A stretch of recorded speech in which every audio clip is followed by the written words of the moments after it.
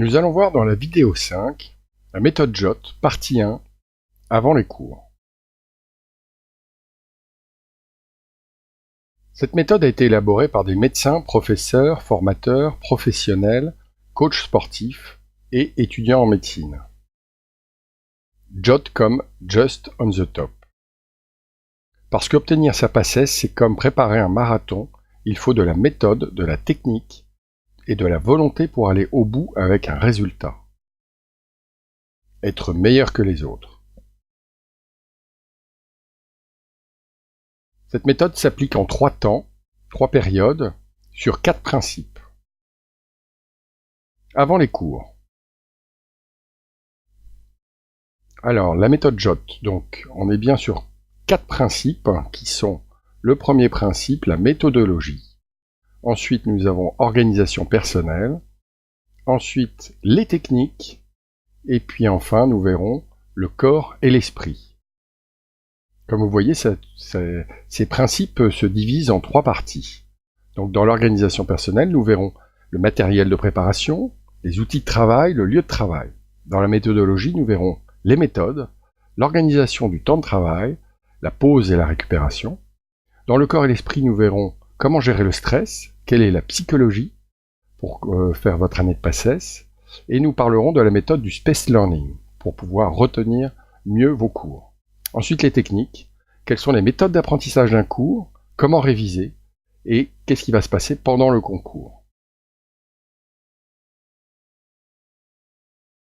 3 temps, 3 périodes. Avant les cours, la première partie, donc ce qu'on appelle le premier quad, la période 1, ensuite la période 2, le deuxième quad.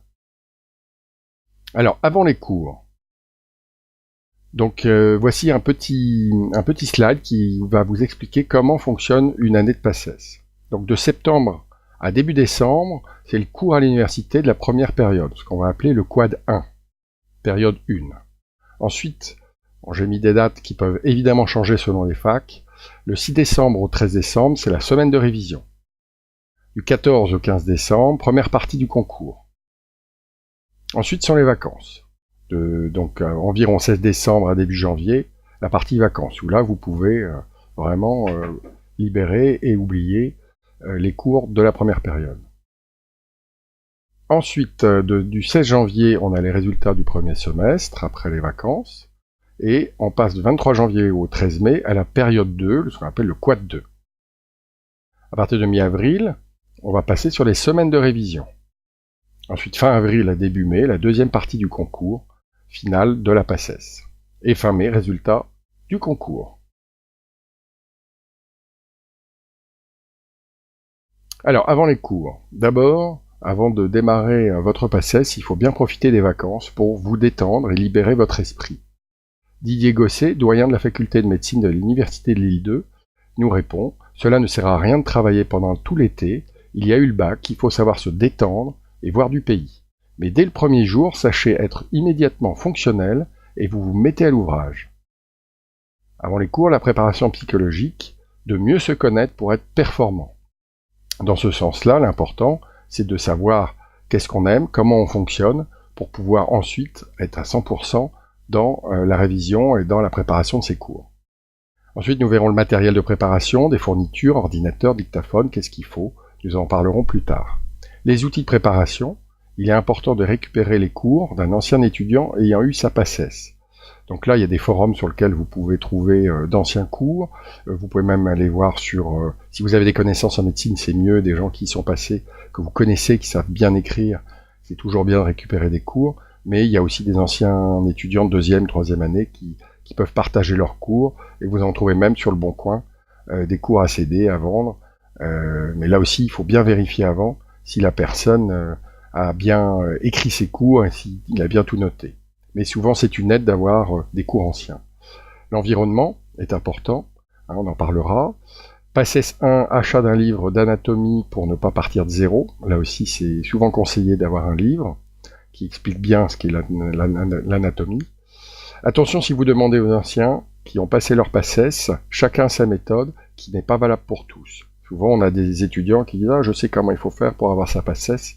Ils savent très bien ce qu'il faut faire pour eux, mais ils ne savent pas pour les autres, et ils peuvent être souvent de très mauvais professeurs, donc attention à ce que peuvent vous dire les gens.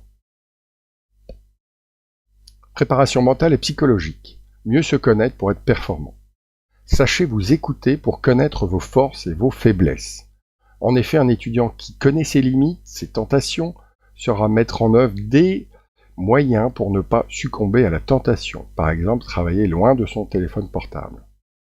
La connaissance de soi pour travailler en fonction de son rythme corporel. Par exemple, ma mémoire est plus réceptive le matin que le soir. Donc si vous êtes dans ce cas-là, il vaut mieux décaler vos préparations et travailler plus le matin, et vous coucher tôt le soir. La connaissance de soi pour se concentrer sur ses cours et lâcher prise du reste de sa vie, qu'il faudra mettre entre parenthèses pendant toute la PACES. Le rôle des aidants, parents, familles, etc., qui va gérer au quotidien l'intendance pour que vous soyez concentrés uniquement sur vos cours. Il faut définir leur rôle et leurs tâches. Repas à heure fixe, ménage, lavage, gestion diverses. Il faut déléguer pour que vous soyez opérationnel uniquement sur la partie des cours. Le matériel de préparation. Fourniture, ordinateur, dictaphone. Alors le dictaphone est vivement recommandé pour une question de gain de temps sur certains cours, ainsi que l'ordinateur. Pour une efficacité maximale, il faut de la rigueur dans son classement, et chaque méthode de relecture doit être appliquée pour que votre cerveau retienne le cours. Exemple, surligner les points importants. Donc je vous ai mis ici des classements d'anciens étudiants qui m'ont donné leur... voyez, par classeur, par cours, tout est bien relié, tout est bien dactylographié ou écrit. Voilà un peu l'ensemble de ce qu'on peut retrouver chez des anciens qui ont eu leur PACES.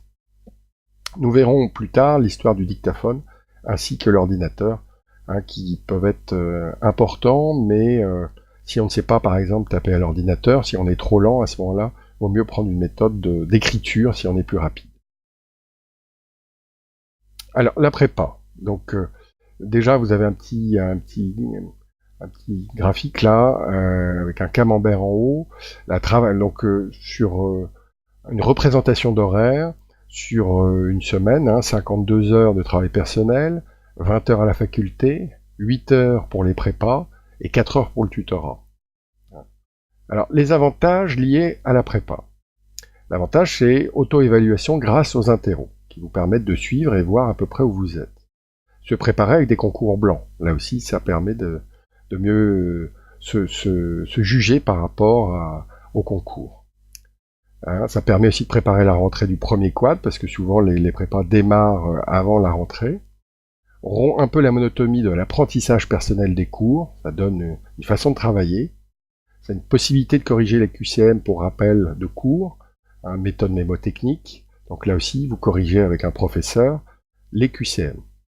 Trucs et astuces pour aller plus vite au QCM. Les prépas vont vous donner des astuces souvent pour gagner du temps dans les QCM. Les fiches de cours m'ont beaucoup aidé et les séances également. Permet de poser des questions et de refaire des exercices avec les professeurs. Donc ça, c'est ce qu'on dit des anciens étudiants. Et le tutorat, c'est un bon compromis. On revoit les cours qui demandent le plus d'entraînement, sur 20, par classe. Alors, par contre, le classement est artificiel. Ça permet de vous rassurer, mais attention, c'est pas le classement réel.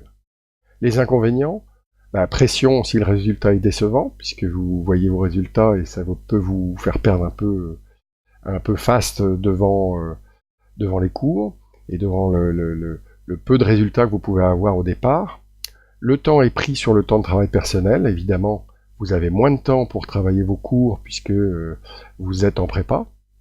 Et puis, travailler pour le concours et pas pour la prépa. Attention, il ne faut pas se concentrer sur la prépa pour avoir des bons résultats. Il ne faut pas oublier que le but ultime, c'est le concours et c'est pas la prépa. Nous verrons dans la vidéo 6 la méthode JOT partie 2, la première période.